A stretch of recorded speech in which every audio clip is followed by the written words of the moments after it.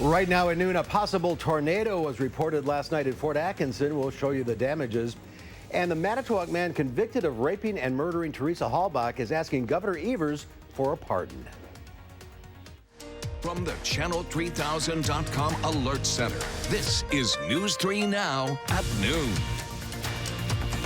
Good afternoon, everyone. I'm Mark Kane. Thanks for tuning in to News 3 on this Wednesday. Let's go to the Weather Center right away. I guess lots to talk about. Here's Dana. There's a lot to talk about. Right now, we actually are getting a bit of a break in the showers, which is a good news. It's a much needed break. A mostly cloudy sky for most of the area. We had quite a bit of rain come through last night, and there is more on the way. Notice off to the west. But again, for the early afternoon, at least, we're going to hold off a little bit on the showers. Overall, we had some heavy rain come through last night. Some areas picking up well over 3 inches of rain in the last 24 hours. In fact, parts of Dane County even picking up close to 2, even 2.5 inches of rain around Platteville, closer to 2.5 to 3 inches of rain in Grant County. There is still a flood warning in Grant County until 2 o'clock this evening, as we do have the chance for some more showers to develop later this evening and heading overnight. Right now, though, just mostly cloudy and again, a little dry outside. That's the good news. But we're keeping a close eye on those shower chances developing later on this evening. Mark. All right, we'll keep an eye on things. Thank you, Dana. The National Weather Service is in Fort Atkinson right now surveying damage from last night's storms. Officials in Fort Atkinson say there was a possible tornado last night in the southern part of the city. The fire chief says 8 homes were damaged, 30 trees were toppled down, and 10 cars had tree limbs fall on them. One resident says her house was shaking from the storms last night. I'm like, oh my God, and I knew this was a tornado, I swear to God. And so my instant thought was to hurry up and get all the kids in the basement. They were in a dead sleep, and they were all crying. I was trying to get them in the basement, and then I was trying to look for my cats, and they were hiding, and everything kind of calmed down. And then I came outside, and I saw all this trees down and everything else. And the cleanup is just beginning in Belleville after severe weather pummeled the village last night. Thunderstorms topped numerous trees, including one that fell on a house, causing a gas line to rupture. Meteorologist Dave Caulfield is live in Belleville with the very latest. Dave.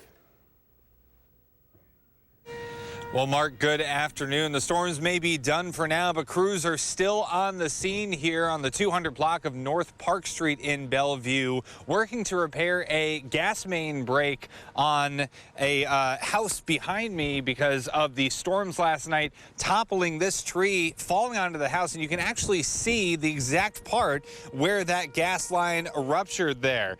Take a look at some video that we have from last night. The call came in from We Energies around 10 p.m. that an uprooted tree caused a gas leak near the intersection of River Street and 3rd Avenue. First responders went door to door to evacuate people in the affected area, and the gas was turned off just after 11 p.m. last night. You could still smell some gas on the scene here today. Remarkably, despite all this damage, no injuries were reported. Now, this morning, Dane County officials and meteorologist Ben Miller from the National Weather Service in Milwaukee Sullivan were going through Bellevue, touring all of the damage from last night's storms, and I spoke with Miller earlier this morning, and he said, while it's going to take some time for the full survey to be complete, preliminarily he thinks that this damage that you can see behind me was caused by a weak tornado. We'll have more updates as information becomes available on Channel3000.com and also on later editions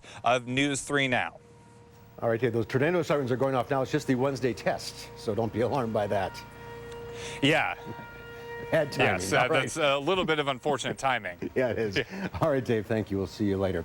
A man convicted of rape and murder when he was a teenager, whose story was documented in the 2015 Netflix series Making a Murderer, is asking Wisconsin's governor for a pardon or commutation of his life prison sentence. Brendan Dassey was 16 years old when he confessed to Wisconsin authorities that he had joined his uncle, Stephen Avery, in the 2015 rape and murder of photographer Teresa Halbach. Avery and Dassey are serving life sentences. Last year, the U.S. Supreme Court said that they would not consider Dassey's appeal. No judge has ever written that they thought that Brendan Dassey was not innocent.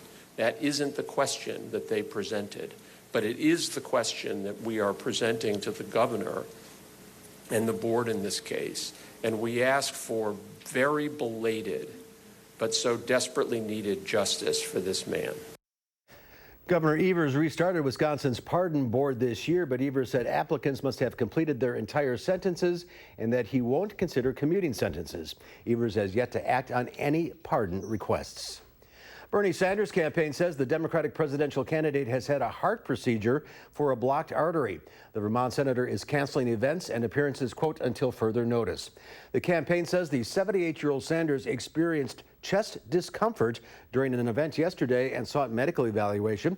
The campaign says 2 stents were successfully inserted and that Sanders is conversing and in good spirits. His campaign manager did not mention any health concerns about the candidate. He said the state of the campaign is strong, and he played up Sanders' strong fundraising totals for the third quarter. Secretary of State Mike Pompeo confirmed today that he was on the phone call at the center of the House impeachment inquiry. Pompeo did not mention that during the call, the president asked the new Ukraine president for help investigating Democratic rival Joe Biden and his son Hunter, something that came out through a whistleblower complaint. Pompeo said the State Department would cooperate with congressional investigators into the phone call, but he would not tolerate bullying or intimidation. What we objected to was the demands that were put that are deeply violate fundamental principles of separation of powers. They contacted State Department employees directly. Any effort by the Secretary, by the President, or anyone else to interfere with the Congress's ability to call before it relevant witnesses will be considered as evidence of obstruction. And sources tell CBS News a former State Department official and a former ambassador have agreed to testify, and the State Department's Inspector General is scheduled to give an urgent briefing to congressional staff members this afternoon about Ukraine-related documents. We're about 1 month away from the start of Wisconsin's men's basketball season. Coaches and players from the Big Ten are gathering in Chicago for the Big Ten Media Days. Wisconsin will be without their leading scorer from last year, Ethan Happ, who graduated last season. The Badgers will also be without assistant coach Howard Moore, who is focusing on his health after being injured in a car crash that killed his wife and daughter. Head coach Greg Gard says the loss of Moore is uncharted territory. There's not a manual for how do you handle those things. And as I've gone through my career, I've been advised on many things and have gotten great mentorship from a lot of different people. But that is an area, and that's been an experience that, there's not a roadmap for that. I think the one thing we've tried to do, obviously, we've always had a very tight-knit family or group, with our program. And I think it's in these times that you really lean on each other. Former Wisconsin Badger Orlando Tucker will be the interim assistant coach. Wisconsin will host UW lacrosse on November 1st at the Kohl Center. Well, there's more to come on News 3 Now at noon. Up next, we'll see what Howard's working on in the Mr. Food Test Kitchen. Move over, potato tots, because today's recipe is just as tasty, but with only half the calories. Stick around, you'll see.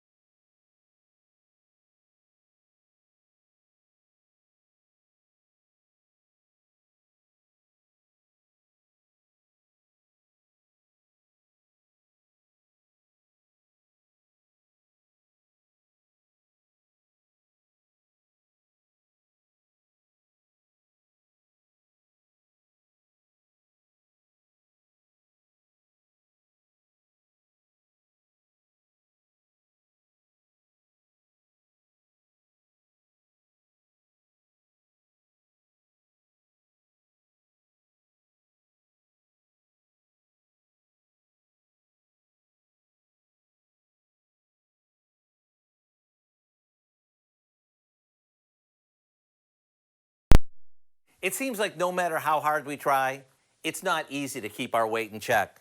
If we follow every rule and do everything we're supposed to, eating would probably be pretty boring. So to continue our quest to keep mealtime exciting, we want to share a recipe from our everydaydiabeticrecipes.com website that's fun to eat, tastes amazing, and has less carbs than you'd expect. We start by blanching about 3 cups of broccoli and draining it well. We chop it, and if you're really pressed for time, feel free to start with frozen chopped broccoli that's been thawed. To that, we add some beaten egg, some whole wheat seasoned breadcrumbs, a bit of cheddar cheese, along with a bunch of spices. After this gets mixed, we form it into what looks like potato tots, with each one being about a tablespoon. These get baked, and when they're crispy, they're done. And whether you serve these as a guilt-free snack or as a side dish that will most likely steal the show, are you ever in for a treat? To get this super simple recipe, just head over to our website and type in broccoli tots. I know you'll be glad you did. I'm Howard of the Mr. Food Test Kitchen, where today we found a guilt-free and tasty way for you to say, ooh, it's so good. Thank you, Howard. There's more to come on News 3 Now at noon. A cool and rainy Wednesday. Meteorologist Dana Fulton is tracking some more showers ahead in our first alert forecast.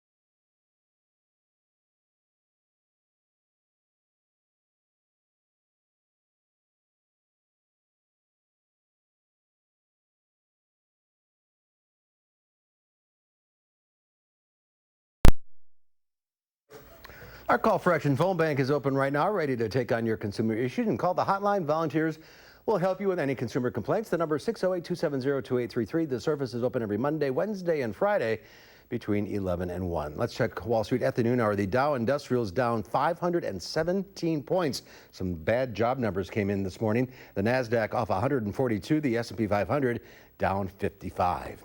Q106 Farm Director Pam Yankee out of the radio barn today. She's at the World Dairy Expo, so here are your farm numbers.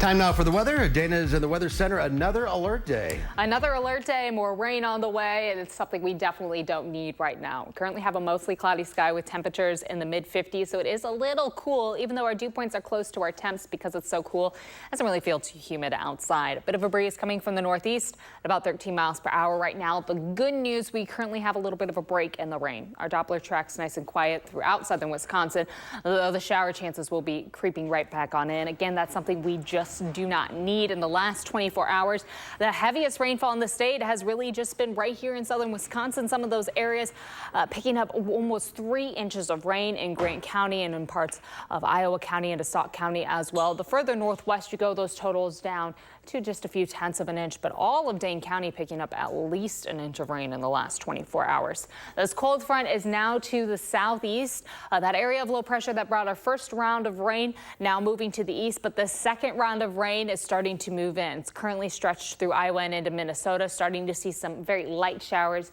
enter near La Crosse. But as that low lifts northeast, these showers will pass on in later this evening and mainly overnight. May see some heavier showers yet again, but the good news, it does seem like the rain backs off a little bit, especially compared to what we had last night. Mostly cloudy this afternoon and this evening. Again, the rain chances really pick back up overnight. A lot of the heavier showers will stay to the north, but we are ruling out the chance, of course, to have a few isolated thunderstorms for early Thursday morning. By Thursday morning, as those showers pull away, we will steadily dry up finally. In the afternoon, we may get some clearing, though, planning on a mostly cloudy sky for the majority of the day. Temperature-wise, we're holding pretty close to 60 in the mid to upper 50s throughout the area for this afternoon. We may have a few more showers pop on up this afternoon before the main bulk of the rain comes through overnight into Thursday morning. Mostly cloudy overnight with temps falling to the low 50s for our overnight lows. For tomorrow afternoon, we aren't really planning on our temps climbing too much, staying in the 50s for most of the area. Our breeze, though, shifts, so it becomes a little more northwestern. And we're not expecting much sunshine to pop in either. Right now, our flood warning is for the southern portion of Grant County until 2 o'clock this afternoon. No other watches or warnings in effect throughout southern Wisconsin, but that alert day is still in the forecast for today because we have the chance for some more scattered showers to develop this afternoon and tonight. So isolated flooding still a very big concern right now. We have already exceeded the amount of rainfall we should receive for the entire month of October. Our average just under 2.5 inches. And we picked that up on the 1st, of course, today, already picking up over 3/4 of an inch. Looking at the next few days, temperature-wise, it is going to feel a little more fall-like today. Again, temps really hovering close to 60 for afternoon highs in the mid to upper 50s for most of the area. That alert day in the forecast due to the concern for isolated flooding still for the rest of the afternoon and the evening. Tomorrow, we may see some clearing, though. Really planning on a mostly cloudy sky. Chance for some showers early, but then the rain finally leaves us in the upper 50s for afternoon highs on Thursday. Friday, mostly sunny skies, and then for the first half of the weekend, we'll have some showers and thunderstorms creep back in on Saturday. Thankfully, the second half of the weekend and into the start of the following work week, we get a nice little dry stretch, which is something we really need right now. We need several days in a row for everything to just kind of dry up and clear up a little bit because our river levels are creeping on up. The watershed, of course, too high right now. And as I just mentioned, for October, we are already well and above the mark for how much rain we should receive. A month's worth of rain in one night. A month's worth of rain in one night. As Dave Caulfield put it, 31 hours, 31 days, just condensed. No more. No, we'd like a break. Little tonight, but We'll hopefully keep not like an eye that. on it. No, we're not expecting the heavier showers to come through tonight, though not ruling out the chance, of course, for some isolated thunderstorms. It came down, that's for sure. Did. All right, ahead on News 3 Now at noon, Angie Horkin from the Wisconsin Beef Council is here. She's sharing a steak fajita recipe that involves sous vide cooking. We'll find out what that is after the break.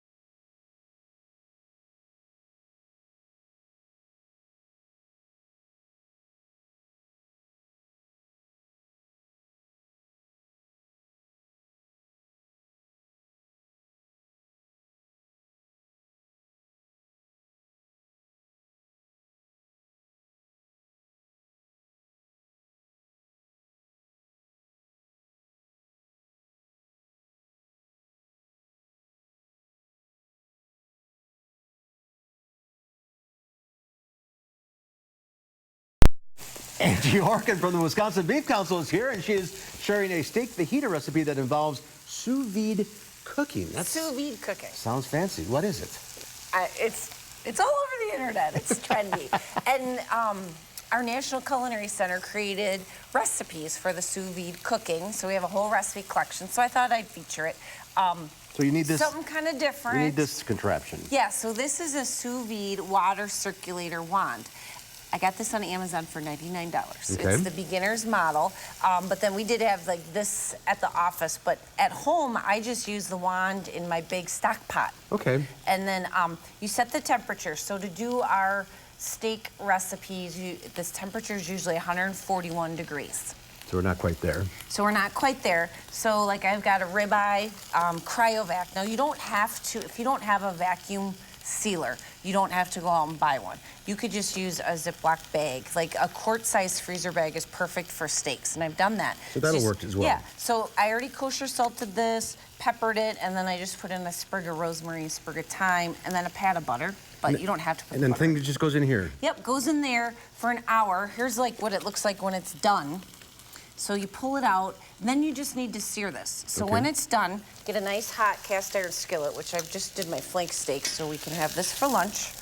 So do a nice hot cast iron pan or a little oil, and literally sear it 30 seconds, That's it. a minute aside. So then this is a perfect 142, 143 degrees throughout the whole steak. And then that's kind of the beauty of the sous vide cooking, so you're guaranteed that internal temperature. But I made this steak fajita recipe, and I loved it because the fajita, you don't have to marinate ahead of time. You just cryovac it or put it in a Ziploc bag with some lime juice, water, the fajita packet, seasoning, and garlic powder. Seal it up, submerge it, hour and a half at 141, and then at the same time do your veggies in a separate bag. So a Vidalia onion, some sweet peppers, green peppers, and then a little olive oil and garlic. Hour and a half, pull them out, sear your steak, and it is tender and juicy and delicious. For a flank steak, it's pretty good. It's a really good flank steak. So And then you just mix it all together, put it in a shell, and on the shells, yep, and then you've got a great recipe. And we've got other recipes. We've got a whole recipe collection. So beeftips.com, and this was kind of a 3-minute sous vide 101, but we've got all the steps, like 5 easy steps, right on the website. Click on As Seen on TV. beeftips.com. Beeftips.com, you'll find this fajita recipe plus some other really fun ones you can try. Fancy. All right.